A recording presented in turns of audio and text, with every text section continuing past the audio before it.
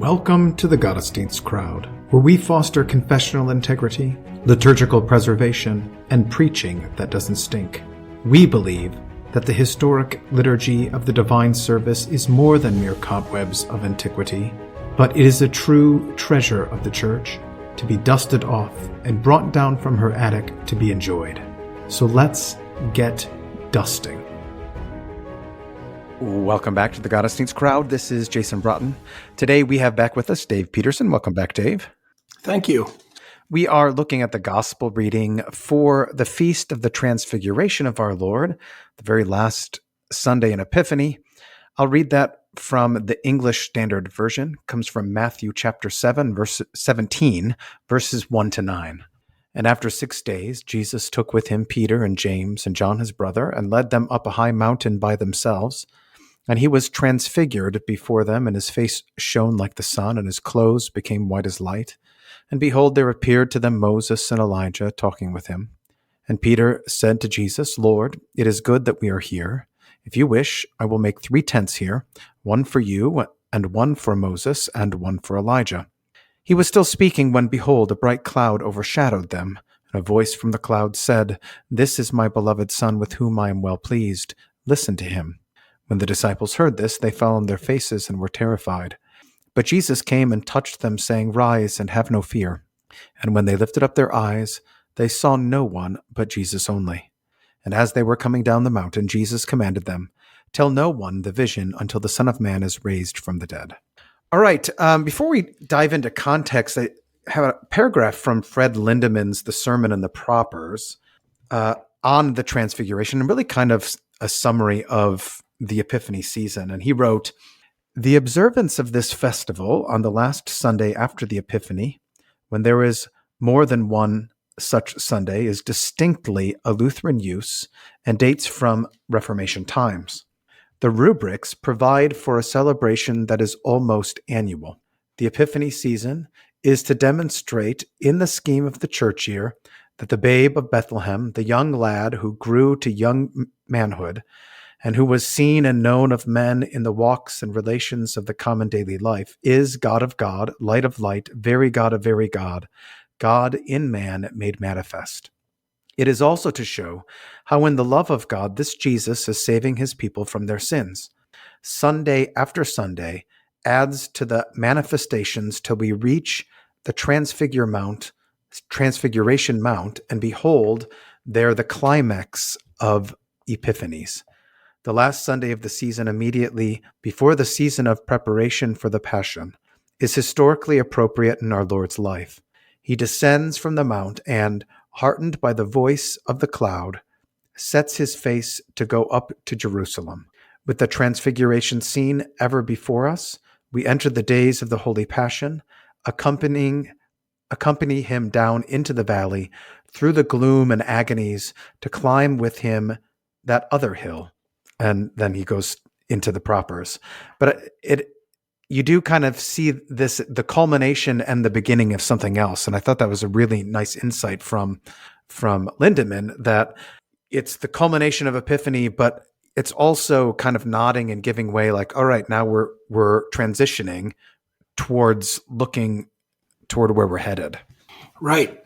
Yeah, it's a brilliant positioning. Instead of having Transfiguration in August, having it as this culmination of Epiphany, especially when you think about this, compared to the other Sundays in Epiphany, this is less of a miracle in the sense of it's not that he changes water into wine or he changes himself into God. It's a revealing, right? Mm-hmm. This is the manifestation. The Transfiguration isn't that he's changed. It's that, some of the humiliation is stripped away and they see more clearly who he is.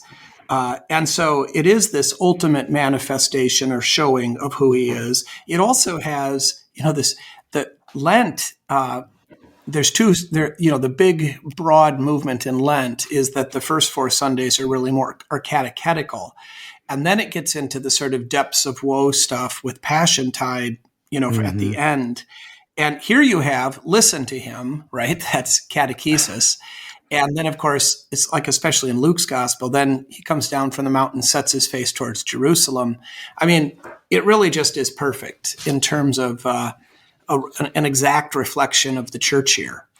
Yeah. So, yeah, and it also, of course, as I can't remember now exactly what Lindemann said here, but there is in this a foreshadowing of both the resurrection and of the ascension.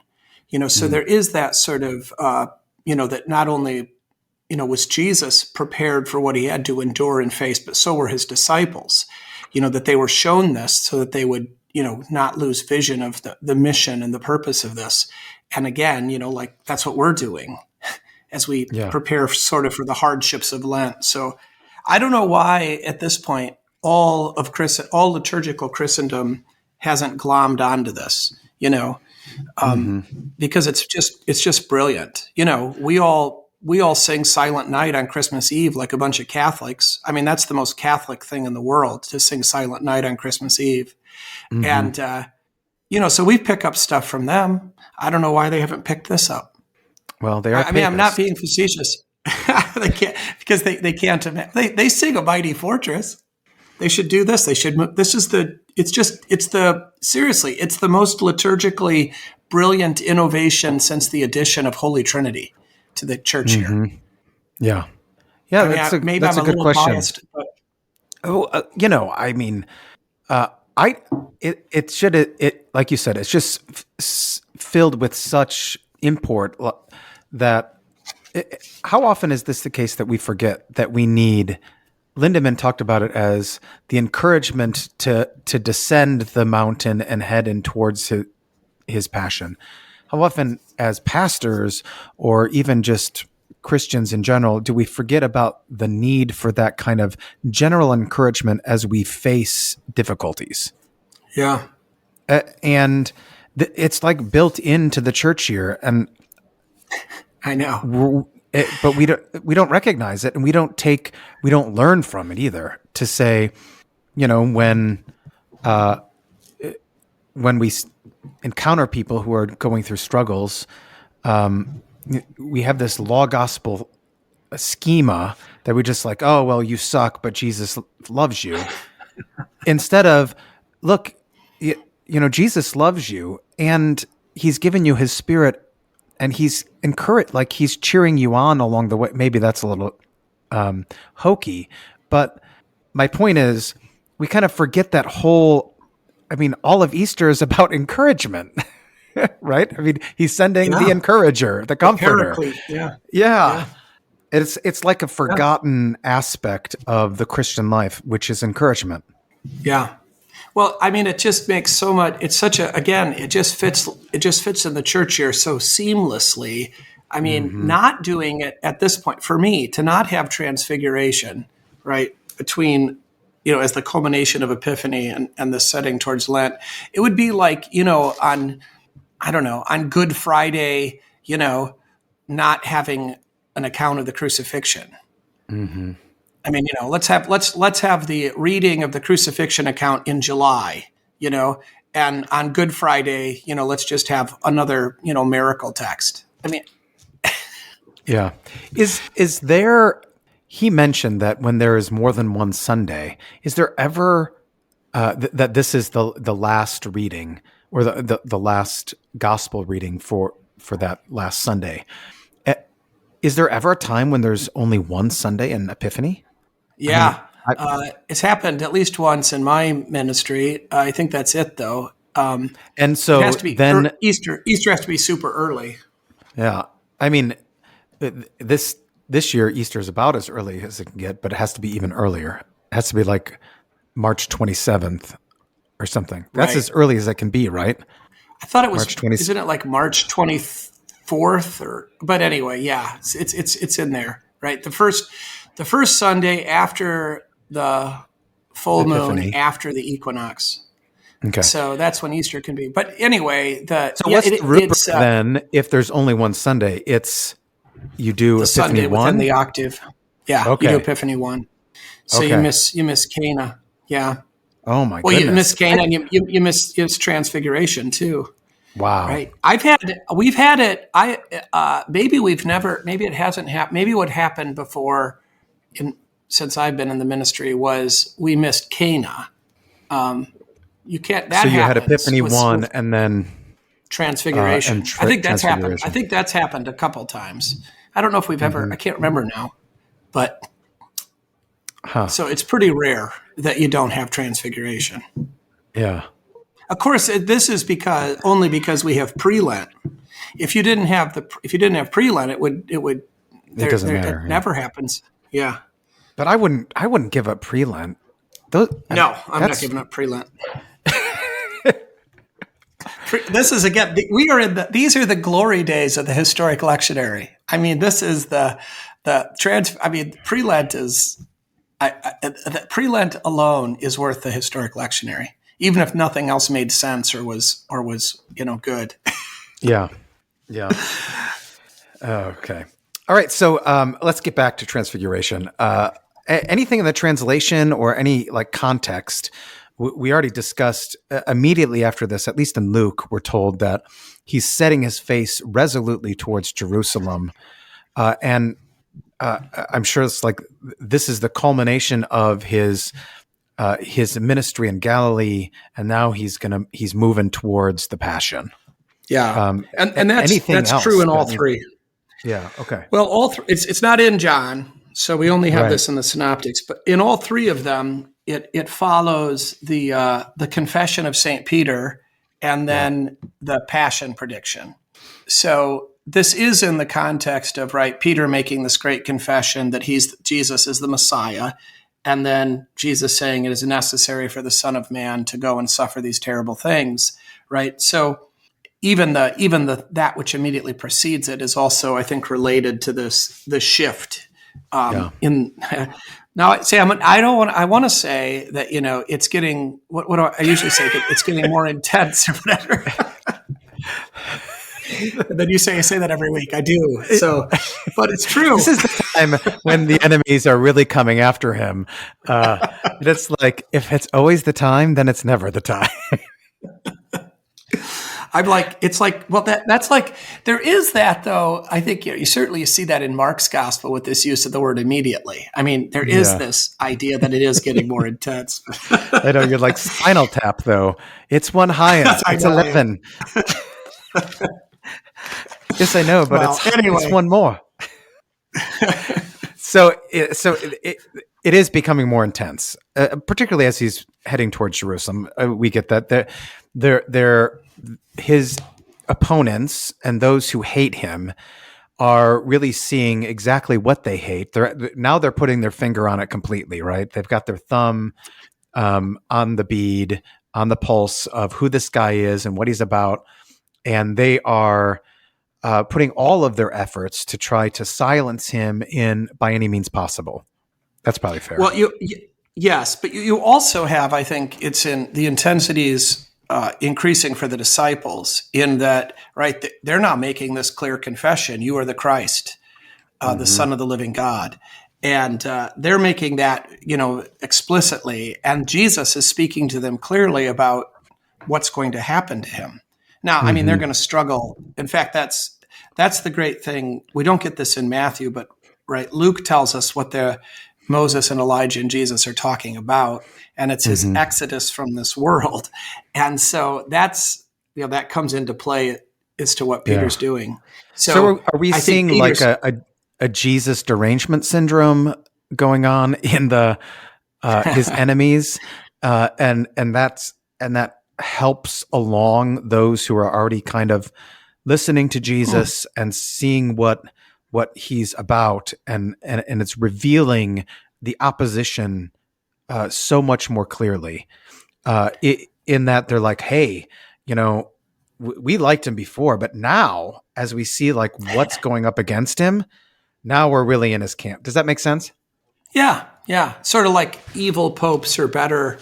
Openly evil popes are better for Lutheranism than popes that look good on the outside, right? Because it does make things more clear. I think that's, like Leo X is a great pope for the Reformation, right? Right. Whereas when Ratzinger was Pope, we were all like, hey, that doesn't look so bad. So I think there is a truth in what you're saying, because the contrast, or Pharaoh, right? That's why God hardens Pharaoh's heart. Sure. There's also, though, I think, I mean, not to, I'm of the opinion that the ministry of Jesus is 3 years, not one. So that depends. But even say it was even at 1 year, when you think about these guys being with Jesus all day long, almost every single day for a year, they're getting a lot of catechesis. And Yeah. and I think this is something that we should emphasize, because I think we've often been so influenced by the conversion of St. Paul that we think that's the norm. In other words, and we talk this way too, I think maybe a little bit too much. That is, that as though faith is like a light switch, and you either have it or you don't have it, right? Yeah. And so Paul is converted in an instant, and he goes from being an unbeliever to being a believer. There's a sense in which that's true, but as we experience it, it doesn't quite feel that way. Most people that I've been involved with that have come to the faith as adults, they don't know the exact moment they became Christians, and it happens kind of slowly over time. I wonder if there's a point here to be shown. On the one hand, what you're talking about, that on the whole, and for the most part, many just Christians who aren't really against him per se, Jesus and Christianity per se, they are kind of brought along, and it happens over time, kind of the way Peter in 2 Peter talks about, with by way of reminder and things like that.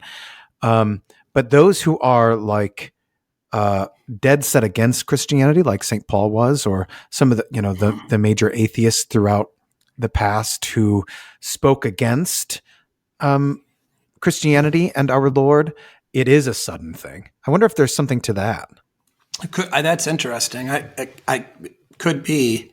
I was thinking more of how I'm not saying that the disciples weren't Christians from their baptisms, but rather that their faith has been slowly being fanned into flame. By spending a lot of time in the Word and a lot of time with Jesus, and it takes that before they're able to make this clear confession, or before they're ready to face martyrdom, which of course they're not at this point, right? So No. the amount of kind of so even Paul, right? Even if there is this kind of radical change in an instant and the scales fall from his eyes, he still has quite a bit of catechesis. He's caught up to the third heaven, and he goes off to Arabia and all that stuff. And I think it's just a something, because of the way that the scriptures are written, that gets compacted. And so it seems like it happened faster than it did. And then we become frustrated with the work of the church today, or because it seems like, you try to get people to sit through a 16-week, 1 hour a week instruction course, and 16 hours. These guys did 16 hours with Jesus the first day, and had at least 364 more. And, they were immersed in it. And, that we just need to live in the Word, right? We need to live out that Deuteronomy 6 stuff. And that'll lead us to the point where we can say, you are the Christ, the Son of the living God, and where we can face martyrdom. So, So building on what Lindeman's talking about in terms of the encouragement given to Jesus, and then also likely the disciples, at least Peter, James, and John, in seeing this transfiguration, which he talks about, and Peter talks about in 2 Peter. So you've got this confession, and is this God knowing they're not ready, and he gives them this glimpse of what's to come, yet we have this thing to go through. Like, here's the finish line, but not yet. Well, look, Peter makes this great confession and immediately fails, right? I mean, in chapter 16, he makes this great confession. Jesus says, hey, good job. Here's what's going to happen. And Peter says, no. And then, gets called Satan. And I think a similar thing goes on here, that I think Peter's desire to build 3 tents is to stay on the mountain and to not go down and to do the suffering. Yeah. It doesn't have to be read that way, but I think the cloud and the voice is a rebuke, and that's why they're afraid. Because it's law preaching to them because they haven't been listening. Yeah. Instead of listening to what Jesus says, they were thinking about what they're going to say, and they're thinking about a better way to do things, right? One that avoids sorrows and sufferings. And so, I mean, but it's both, right? So it still is encouragement, right? He is showing him, the end and so forth. But Peter is still focused on the reality of how we get there, and thinks he has a better plan. So we have to keep on listening. Yeah. That's a really good point. How often is it that you've been in conversations where either someone has been like this or you yourself have been like this, and you or they are just looking for the next thing that they can say instead of actually being in the conversation. And it feels so weird because you're like, I don't, were you just listening to me? Or they're looking at you like, what the hell does that have to do with anything I was just talking about? Well, I mean, we know we're all guilty of that. That's why it's so difficult. I mean, this is marriages. I mean, it's just why it's so hard to actually listen to people. Yeah. Because while they're talking, we have our own internal monologue going on, and we're just self-obsessed. Yeah. I think this is probably one of the things where Jesus was very different than everybody else, that he actually listened, that he paid attention, right? Because he's not caught in himself. He's not selfish. Yeah. Well, here's going to be my plug for pastors to go to Winkle. They need to listen to other sermons, I think. Yeah. We need to learn how to listen to other people's preaching. But otherwise, we just become so caught up in the way we would do it, or how that's not how I would say it, that we never benefit from the insight that someone else might have. And I find this every time on vacation, like the first time I go to church where I'm not preaching is difficult. But by the end, like after a couple weeks, it's like, oh, this is really great. Like I wouldn't have done it that way, but that was really insightful. And you actually have an opportunity to learn. Yeah. And how about not just to learn, but to be fed? Yeah.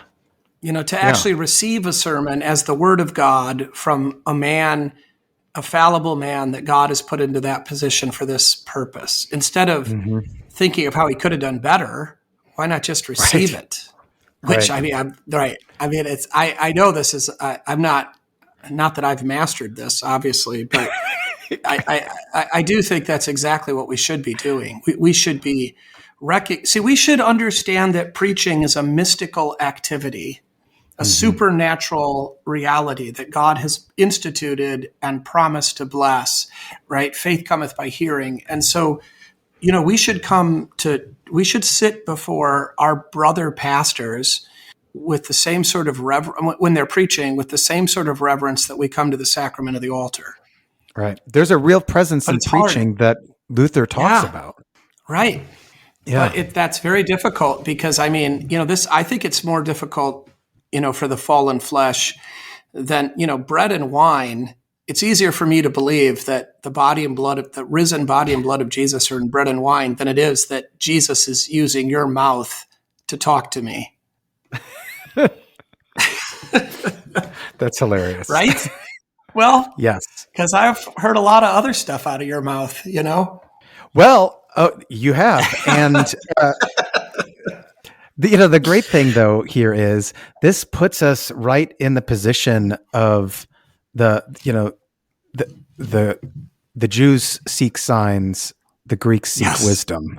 Like we are like the Jews in that regard, and we're like the Greeks in that regard too. Yeah.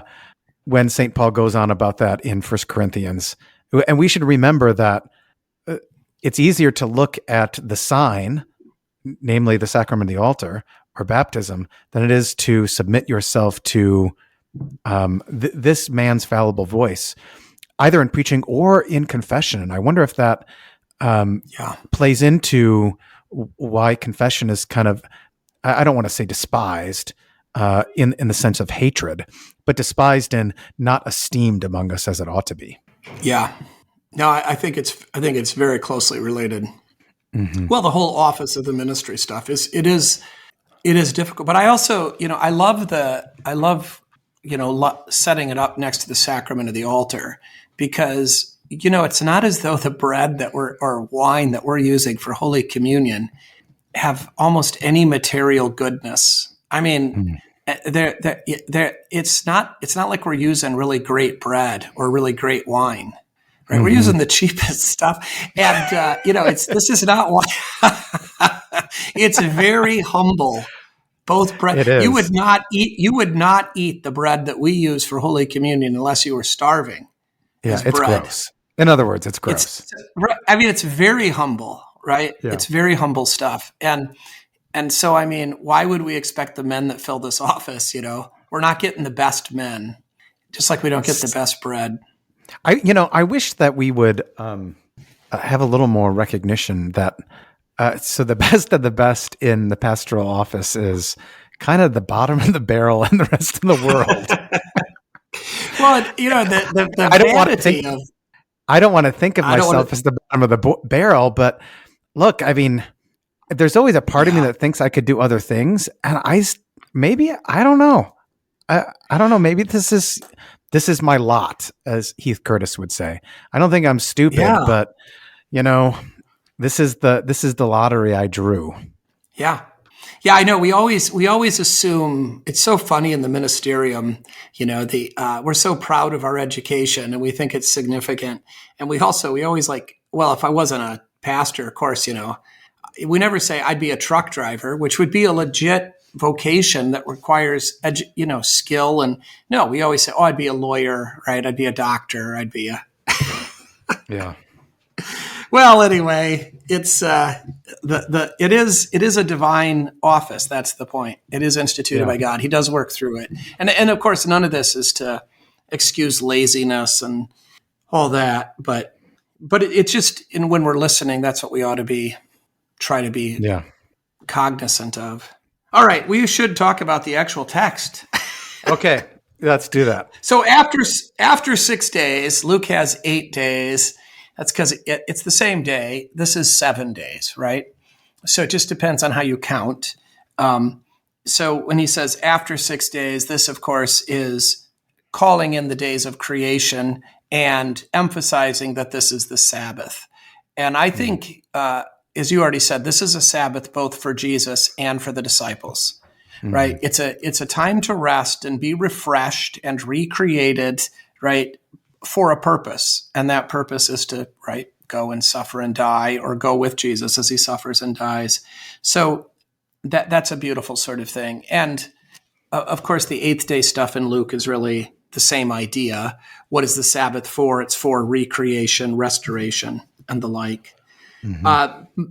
Matthew really wants us to get the Moses connection, and the Old Testament, Exodus 34, right, is, Moses on Sinai where his face shines.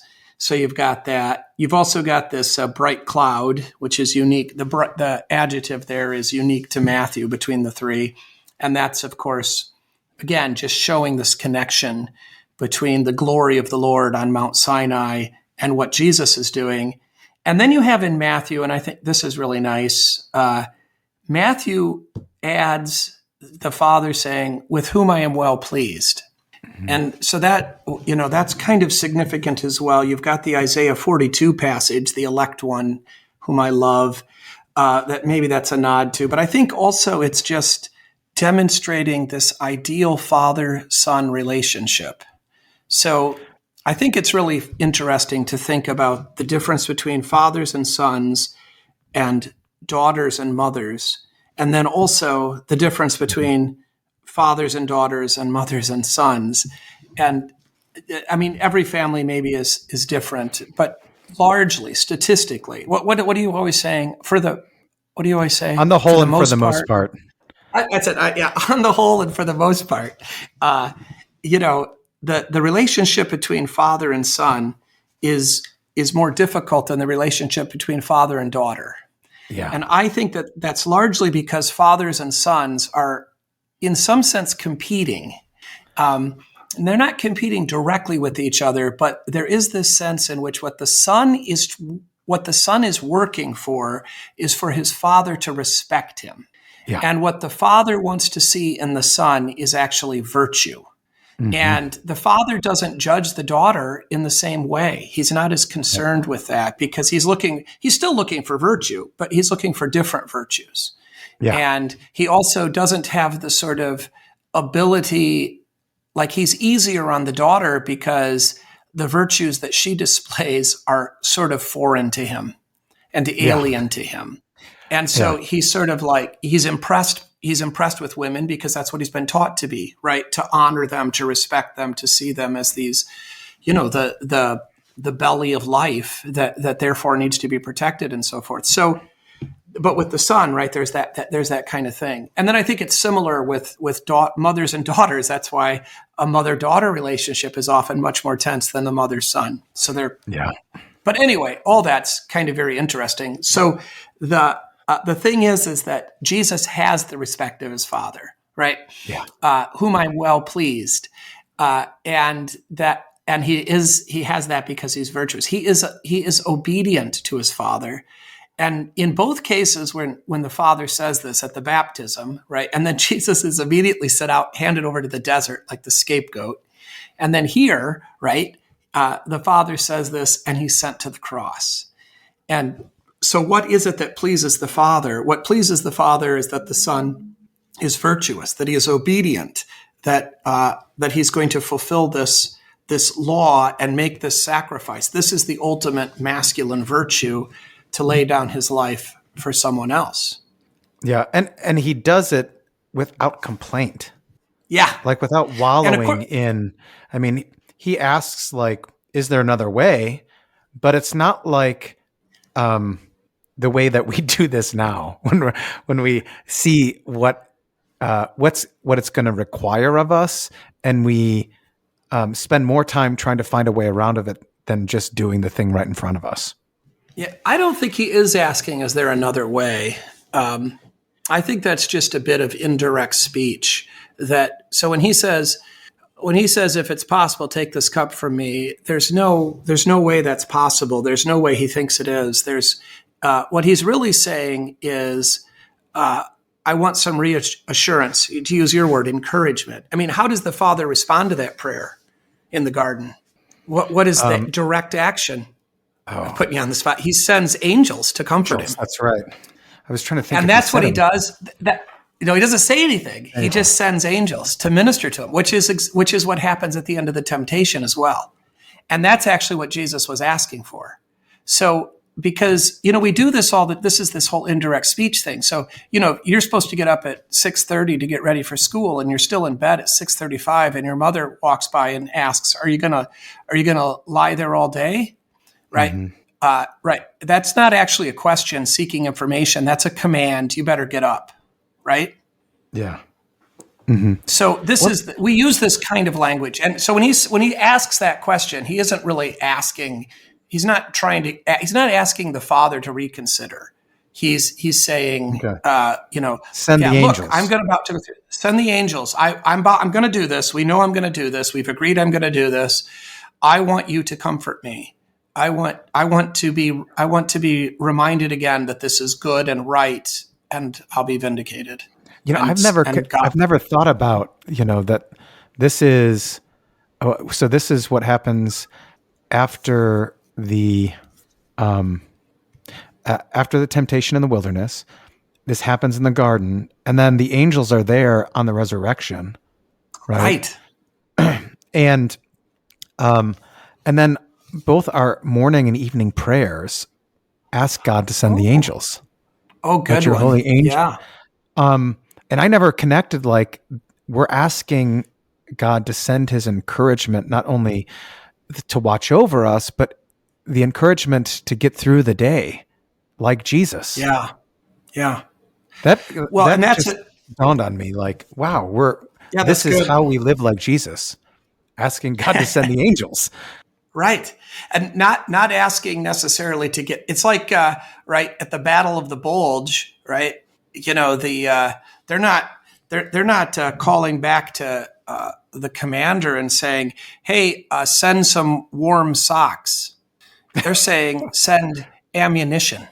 Yeah. And and it's freezing cold. But right, what they want is they want ammunition. And I think that's what, that's the kind of prayers that, and that's what the angels are. I'm sure I've said this out here because I say it all the time. This is what I don't like about the hymn Ride On in Majesty. I don't like this language of the angels being sad to see. I don't think they're sad. I think they love it. They're like Moses and Elijah. Moses and Elijah are not sad to talk about what Jesus is doing. Peter is, because he's still in the flesh and he's confused, like we all are. But in heaven, this is their favorite topic of conversation. When the angels announce to the shepherds what's going on, they know the end of this story. It's not like, this is some kind of shallow praise from them. This isn't Santa Claus has come and everything's happy. Look, there's a cute baby. No, this is, oh, look, the sacrifice is being prepared and he's freezing cold already and he's rejected. And isn't this great? This is the way that God is working out the salvation of the world. This is the peace. Yeah. We need a more conversation on what you just said about the Battle of the Bulge. How when they asked people to send stuff, they asked for more ammunition so they keep after, so that they could keep after doing what they were sent to do. Right? They weren't asking for comfort. It's great. In full disclosure, I stole that line from Mike Eschelbach. Okay. So anyway, but even still, like, no, it's great. We tend to interpret the call, like I just did when Jesus calls out in the garden, as a kind of let me escape instead of send what I need to do it. Yeah. Yeah. And that is a real problem in our mental fortitude in terms of we're asking to avoid instead of asking for the courage and the wherewithal and the strength to push forward. Right. And it's a faith problem, of course. Yeah. Yeah. Because the thing is that we're just, again, it's like Peter on the mountain. We don't, it's hard for us to believe that God will actually be with us through this suffering and that he's using it for good.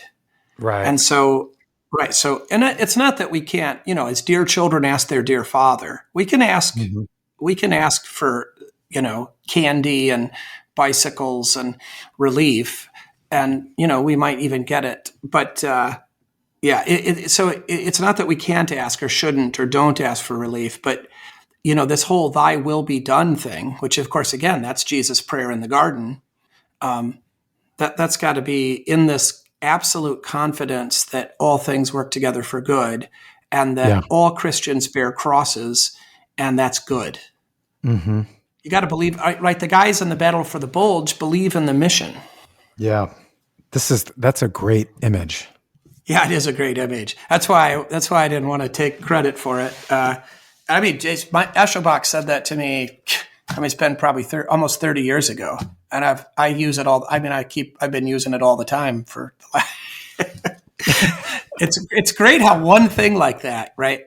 I've often said this was just in a casual conversation. I'll remember if it was he was in the circuit with me, if it was at Winkle or if this was just in a hotel room, but it wasn't in any kind of a giving of a paper or anything. Nonetheless, if I go to a pastor's conference and you listen to an hour and a half paper, if you get one thing like that, that's significant, right? Oh, definitely. So often I'm looking for just things like that, like some sort of analogical explanation that hits home to everyone who hears it. Right. There's no way you cannot understand what's going on. Yeah. And I can use it next Sunday. Yeah. And I'm going to I'm going to use it in catechism. I'm going to use it. Right. We got a whole, yeah. All right. So there you go. Why are we talking about that? Oh, because we didn't, Genesis, the son thing, in whom I'm well pleased. That's why. And there's, I think, a nod towards Genesis 22 as well, right? With the sacrifice of Isaac. So there you have, take your son, your only son, the one whom you love. And so here we have, right, this is my beloved son with whom I'm well pleased. And the sacrifice of Isaac that's the great, I think that is the great event of faith in the Old Testament. Yeah. That Abraham, moves forward, but also Isaac's complying with the demands of his father. Yeah. In fact, there's some Jewish legend, maybe it's in the Midrash or something, about Isaac stretching his neck out and saying something like, I can't remember, that something like, make sure you cut deep enough so the sacrifice is accepted, or something like that. Yeah. It's there's this idea. I'm always taken by the fact that Isaac is 18 to 20, and Abraham is over 100, and he goes willingly. Isaac's by far the stronger person. I mean, in just he could have got away. Strength. He could have gotten away, but he doesn't. And that just always, I spend usually when that text comes up talking a little bit about that. Like, you think that he's just a little itty bitty boy. No, he's a grown man with man strength. He carried the wood. Yeah. So. Yeah. So that's a beautiful thing. That listen to him also is probably, that he is the prophet like Moses from Deuteronomy 18 that we're to listen to. Luke has listened to him, but instead of with whom I'm well pleased, the my chosen one. Yeah. And that comes from what Isaiah, you said, Isaiah 42 or? Isaiah 42 is the elect one. Yeah. So that's right. What is it? I'll have to look it up here. It's electos in Luke. Sure. Behold my servant. Behold. Yeah. My elect one in whom my soul delights. Behold my servant whom I uphold. My elect one in whom my soul delights. I have put my spirit upon him. He will bring forth justice to the Gentiles. He will not cry out nor raise his voice. A bruised reed he will not make. Yeah, that's great. It's great stuff. All right. Yeah. So some of what we've got some doctrinal stuff here for sure. The divinity of Christ, of course, is shown. That's what's sort of peeking through. And we already sort of talked about that. It's not really a transformation. It's actually a revelation of what's already there. Though the word is, transformation. There's a fulfillment of types. I think that, that we brought up Moses and then Isaac, and then that Isaiah 42. There's others, but, there's lots of this kind of, this is the culmination of the Old Testament stuff that's there. We didn't talk about the Moses and Elijah. Why those two? There's all sorts of possibilities. They're the sort of two great representative prophets. They also, of course, both have this. Elijah, is in the Bible as ascending into heaven, and there's all of this sort of stuff about Moses, which comes in, of course, also into Jude, about his body. We know that Moses died, but so there's that stuff. Anyway, so the fulfillment stuff. We didn't talk about this yet. We kind of got at it. There's really in this the approval of the Father, right? The endorsement of Jesus as the Messiah and the kind of recognition that he is, right? He has this office. He's the chosen one. And also that he is the mediator. Because when the Father says, listen to him, right? That is to say that he speaks for me, right? And so you've got that mediator office there as well. And then you've also got with the Father speaking here and with the visual signs, a kind of enthronement as well by this endorsement. And St. Peter will talk about, we beheld his majesty. So that's there. We talked about this, but this is in the Gospels. This is a kind of preface or a preparation for the Passion, and a mission clarification for the disciples. Jesus already knows what he's going to do, and he knows where it's headed, but they're getting that. You've got also something fun here, kind of doctrinally, is this intersection of heaven and earth, right? They go up on a high mountain, but then they have heaven there. They've got two of the glorified saints there, and you've got the bright cloud, and you've got the Father, right?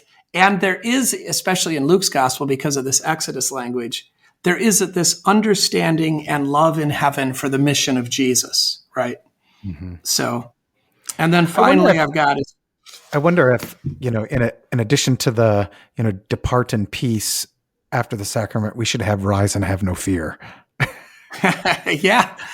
Oh yeah. Matthew's got him being touched, right? Yeah. That Jesus touches them and says, don't be afraid, which is, I was thinking about this. I forgot about it, but usually don't be afraid is what the angels say. Right. And here, it's like it almost feels like Jesus is standing between the Father and the three, right? Mm. So he comes, hey, shut up, right? Shut up and stop talking. You don't know what you're talking about. This is my son. You are not. And it's as though Jesus, right? And Jesus steps between them, right? And I mean, that's his role and touches them, right? And then I love this too. They have eyes only for Jesus. Yeah. And it does not say that Moses and Elijah disappeared. Right. They could still just be standing right there. But now, right, having been touched by Jesus, having heard his voice, do not be afraid. And of course, that command causing the reality, right? They see only Jesus. Mm-hmm. So that's kind of nice too. So there's a lot in this text. So do you think also this was, I don't want to call it a test of Jesus by his Father to see if he would step in the gap. Would he be the intermediary when he's saying to Peter, James, and John, look, shut up. He's my son, not you. And then just to, how we do this with our boys to see if, will they step in? Will they do what we've taught them to do? And then Jesus does. And it's like, all right, totally ready. Go on. That's it. Yeah. Right. That's why he's well pleased with them. Yeah. He does do it. You also have, I think, in this demonstration of the intentionality of Jesus, right? Not only with the prophecy or the passion prediction, but also, in this, you're seeing that Jesus is fully aware in the conversation that he has, and also in showing his divinity and his submission to the Father. So, it's not as though Jesus is stumbling along, and, well, what's this thing with, this kind of ELCA idea that Jesus dies on accident or something, right? Right. Yeah, no, that's outrageous and blasphemous. All right. So those are the kind of the doctrine. What about training in righteousness, correction? Well, we talked about a lot of it already. I mean, really that sort of willingness to take up our crosses, to believe that, to persevere in hope that we believe that God is working all things together for good, right? That we are defined by Easter and by the second coming and the giving of the Holy Spirit. And we're not going to judge by these other things. That gives us the ability to endure hardship, right? That's the training in righteousness. Yeah. So that we would learn to call for more ammunition, not to escape. Yeah. And I think, go ahead. I love that. It is great. I'm with you. That's why I've been using it so much. It also, there is in this, right, this foreshadowing of the resurrection and of ascension. And, as we had a great Advent around here recently because our men's group took on, I don't know if everybody did it, but a bulk of them did it. A lot of the men in our congregation took on a mutual fasting of various sorts or abstinations. So everybody gave up alcohol. That was great. No alcohol during Advent. And then a lot of people added other things, cutting back food or adding, Bible reading or exercise and stuff. And it was just really, it was the most, the word I want to use I can't stand, but it was one of the most meaningful Advents I've ever had. So I think, and then you had a great podcast with Ian Kinney on fasting. Yeah, We wasn't that were already wonderful? kind of that was great. He did a really nice job, and I guess he's academically related to Jeff Boyle somehow. Oh, okay. Boyle told me Boyle told me that he'd been involved with some of Kinney's work, or had seen some of that work on fasting that Kinney had done and given him. So anyway, yeah. So, but it was a great Advent for me personally, and felt, I'm happy with how it went. It was difficult though. And, now I'm thinking, oh man, Lent's coming. And here we go again. What are we going to do now? And, and it's sort of like, do we have to keep like Kinney says, right? It's supposed to keep getting harder, right? Right. You're nudging us towards it, but I mean that I didn't like what we did this time. Now we're going to nudge it a little further. So there is a kind of fleshly fear of Lent, Mm-hmm.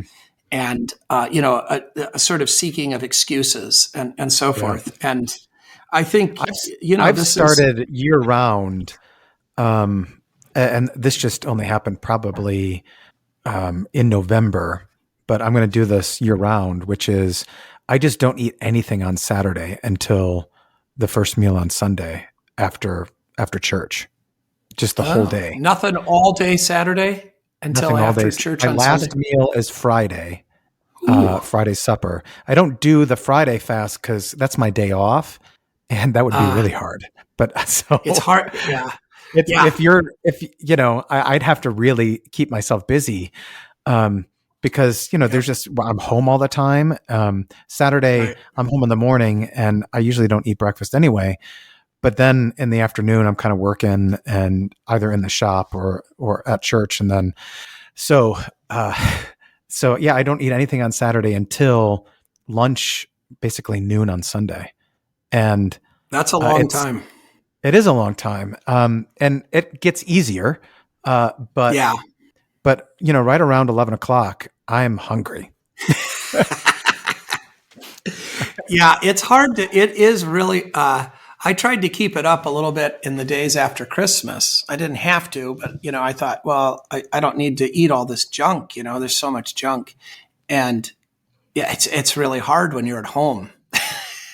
It really is. It really is. Yeah, because there's food at home. I don't know if these guys that have their offices in the parsonage. I've never had to do that, and I'd probably be a better person if I had. But man, I like the separation and the removal of it's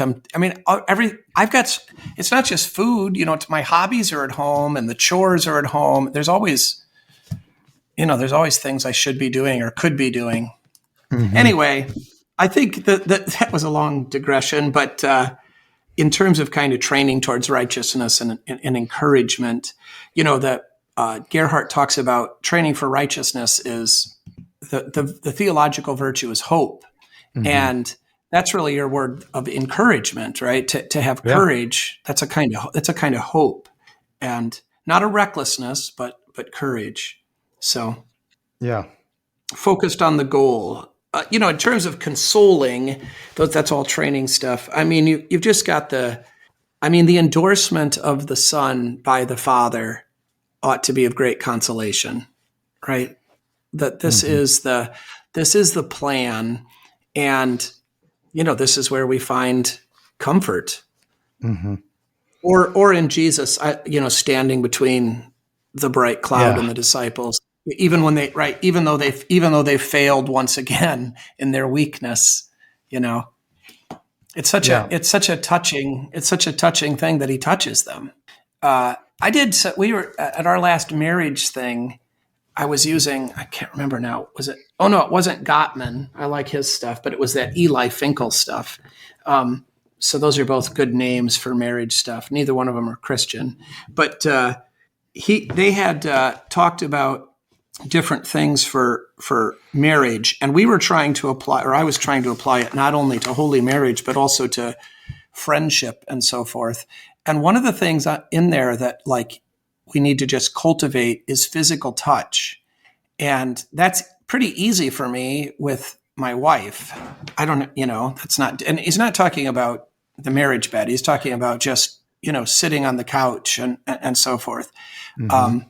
But, I think it does actually matter a lot in other relationships as well. And I haven't really done anything with this, but because I do not like hugs. I am not in favor of hugs. I mean, I can endure them, obviously, but Yeah. I mean, I like to hug. I like hugs from children, and I like hugs from my wife, and that's the limit, right? If you try to, are you a hugger? I don't remember. I am not a hugger. In fact, there are Ramirez men makes fun of me about this because I didn't. I talked about this in some other arena, but I had to learn to even hug my wife. Like, it was just, I just felt like claustrophobic and like, okay, I'll hug you, like a quick hug, like there, hug. Yeah. But with your wife, it's not just a quick hug. It's like 20 seconds long. And I had to count in my head, like how long was enough.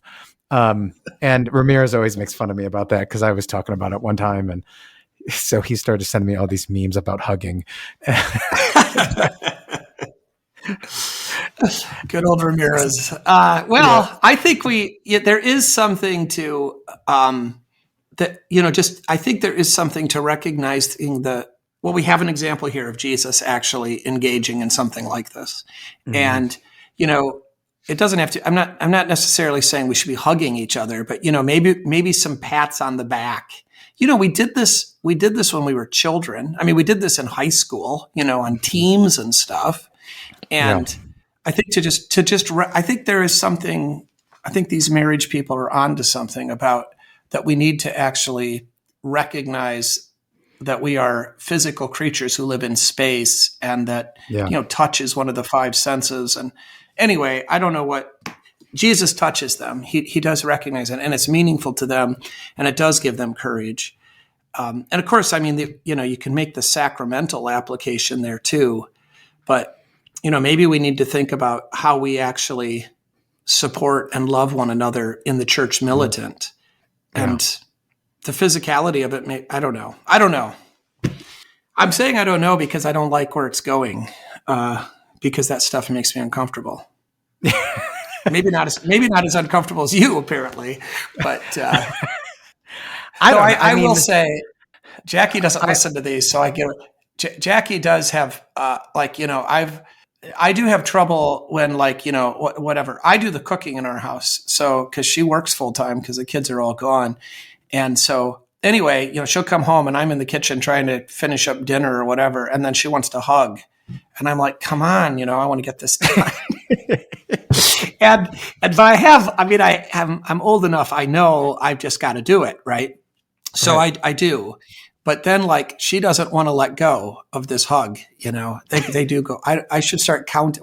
What's your magic number? Because I'm like, okay, I hugged you. I want to. I started off with 10, and now it's like 15. It's 15 seconds. That's the magic number. Okay, I'll have to put that to use. It's not just like 1, 2, 3, 4, 5. It's 1 Mississippi, 2 Mississippi. So much for being present in the moment. Yeah, that's right. Yeah, it's like those memes, I think he's thinking about another woman. No, he's thinking about the Roman Empire. No, he's just counting. Yeah. He's just counting. When can I let go? I know. I'm awful. I'm so glad that my wife is normal and she loves me. I don't know why she loves me, but I'm glad she does. Well, we all love you, but not all of us want to hug you. So yeah, and I'm super thankful for that. That's where she's really unique. Yeah. Well, so this came out. I was giving a presentation at Ramirez's place, and he thanked me, and he came and shook my hand, and then gave me a big hug in front of everybody. It's good. We need that kind of razzing from our we friends. Do. No, it's right. It does a couple of things. I think it does humble us, right? Yeah. And it does push us out of our comfort zone. It's it's done. I mean, if it's done as that obviously is, from actual affection, even though there's teasing in it. Yeah. Yeah. Yeah. No, it's we, good. we do need that. I think, we have to, even though we're adults, we still have to play. Yeah. So, Yep. All right. So, did that cover everything that you wanted to cover? that was my whole list.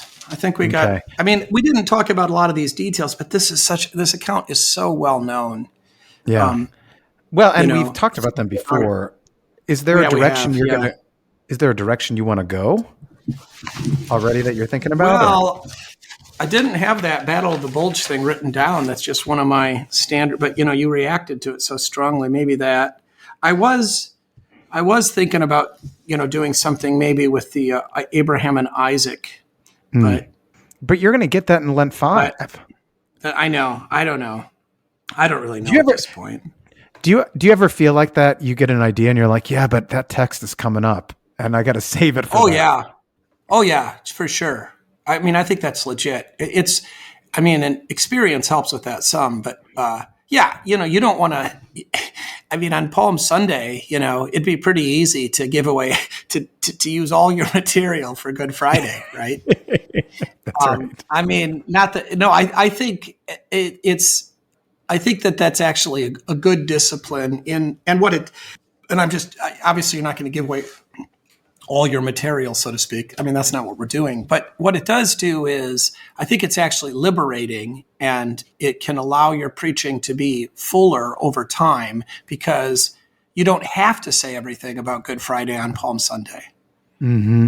So it's not like a disappointment to me at this point. If like, oh, I don't want to preach on this because it's coming up Lent 5. Like, oh, good, I can handle this on Lent 5, and so that kind of frees me to focus on something else, and I don't feel like I have to tell them everything. Yeah, no, that's good. Any final thoughts? Nope, Okay, I don't believe All in right. final thoughts. That's all right. I'm going to keep asking. All right, thanks, Jason. All right. Yeah, it's like Ramirez and his hugs. Yeah, that's right. All right, take care.